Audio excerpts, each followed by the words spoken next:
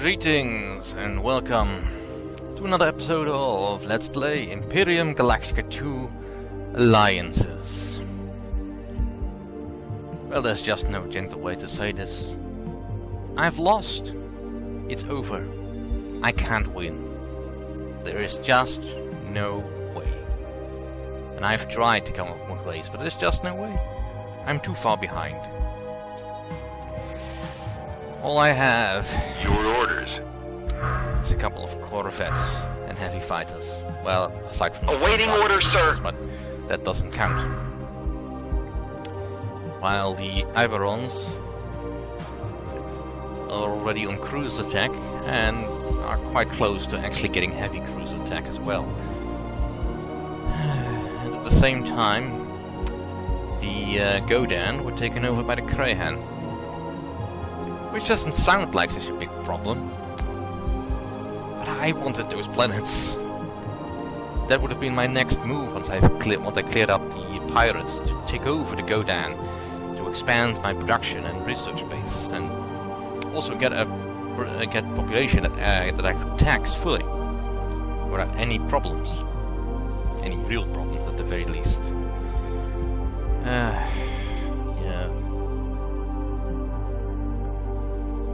It's just... there's nothing I could do. Nothing I could do. But let's make this an autopsy episode before I try again. Hopefully with a little bit... because I can point to some things that went wrong. Part of it was the events that I was getting. I have never had such a big successes of bad events. All involving the bloody pirates. First the Shakar, which obliterated half my fleet.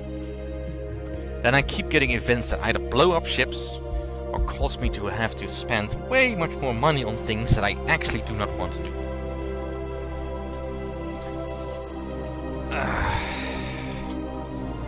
And it's every damn pirate event.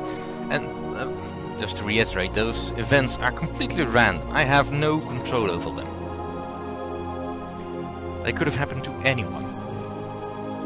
But they happened to me in this case. Also, the planets I was getting were not helping. What I really wanted was a couple of planets with a high population but low production, so that I could convert them into research and money planets, which I needed way more of. Now I could have turned one of those production planets into a research or money planet, but that's counterintuitive to how you meant to play this game, because if you turn a production planet into something else, you're losing production. And, you know, I was barely keeping up with my ship production in comparison to the other empires who, well, I'm gonna assume that they weren't cheating. I don't think they were cheating, but oh well, huh?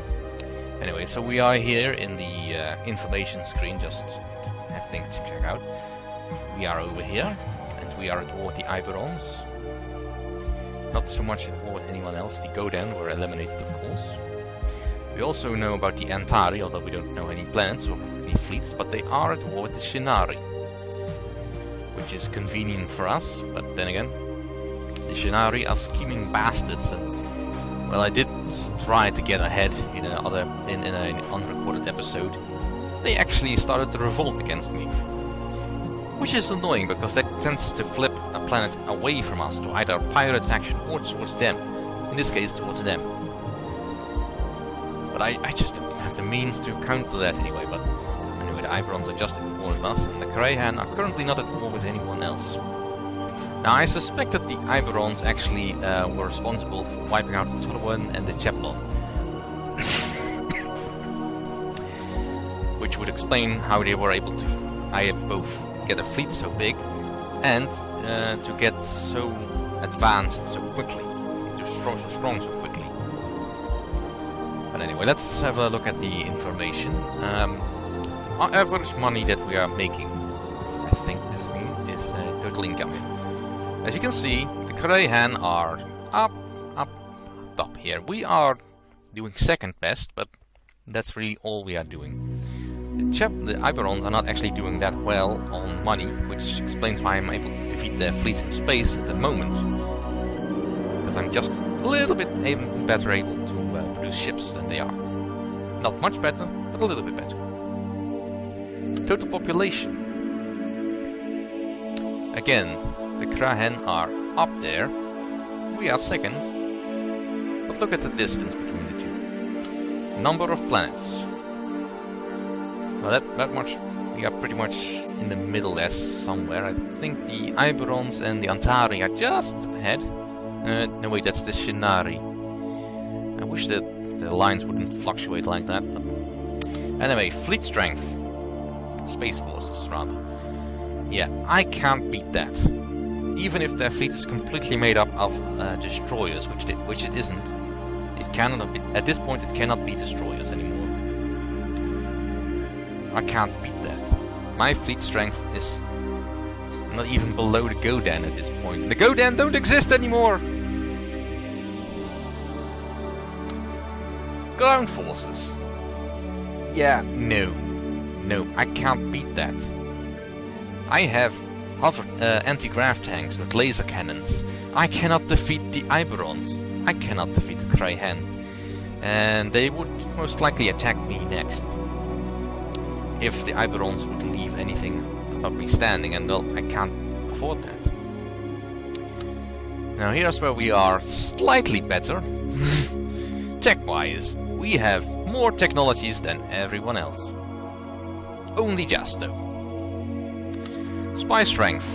Well, here we are at least not the worst. The worst is still the Kra'hen, but that's only because the Kra'hen do not have spies. The rest is all above us. Now this doesn't tell me exactly how strong their spies are, because my spies are reasonably well trained, although again I never had quite enough money to train them properly, or any empires I could get them to own their skills on, because I never had any money. But the rest is all above me. The battles won. Yeah, I am so not up there. This line is surprising to some degree. But yeah. The diplomacy rating. I have no idea what this means actually. I'm guessing this has to do with the amount of wars declared or something, how strong you are in the empire, in the universe, but nope. No idea what this means, but we were not doing that bad. Only underneath the Iberons, which is not all that surprising, because Iberons, I believe, are fairly good at diplomacy.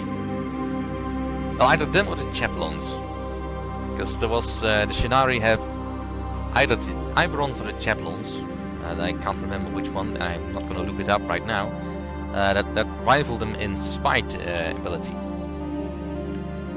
Which is kind of annoying, right? Because the Iberons are constantly bombarding me with spy activity. Although, while I'm catching some spies, I'm never catching enough. And the aggregate rating of basically how well you're doing on average. We are second to last, about. And that's not even counting the empires we have not yet discovered.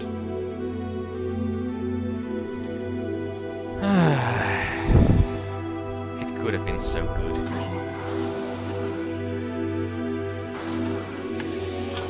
Could have been so good.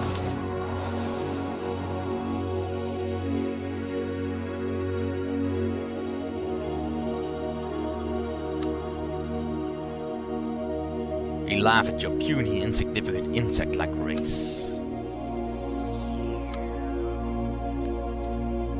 But it is we who are the minor insects.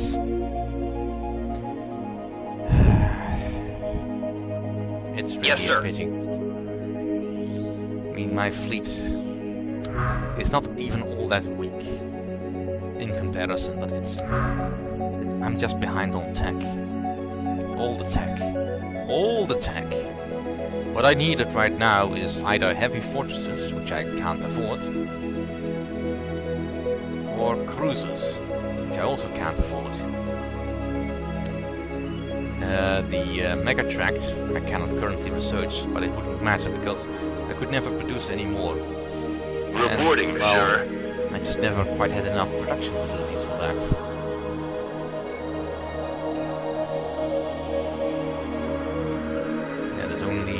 one tank factory on this planet.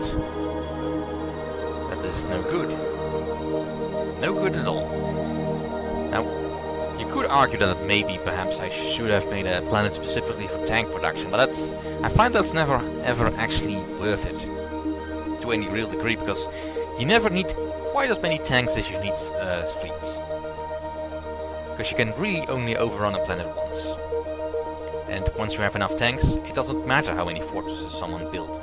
The computer, the game will just simulate the battle, and well, you might lose a few tanks, but you'll usually just overrun the planet at some point. However, I am not able to really take advantage of any of that. I mean, the only way I could maybe bolster my forces if I could get some decent stuff in the trade screen, but well, look at what they're offering. Wheeled tanks? Really? Wheeled tank? Well, it has a laser turret, but well, wheeled tanks? Even for that price, not worth it. Track tanks with a laser turret and a range extension. Nice? Not worth it. Because I can't get close to the fortresses anymore. They are all either laser fortresses or heavy fortresses, which are both outrange laser turrets, even with a range extension. And on the ship side, well, here we have the destroyer for 30,000. That is so not worth it. A Destiny, which is a fighter craft, so not worth it. The Aeon, also not worth it. It's a heavy fighter. That's basically the heaviest fighter you can get. Still not worth it. And another destroyer. I don't recognize the build. I think it's probably Iberon or Chevlon. It's one of the two. Anyway, this one is over. Over completely. It's DED, dead. Time to start over anew.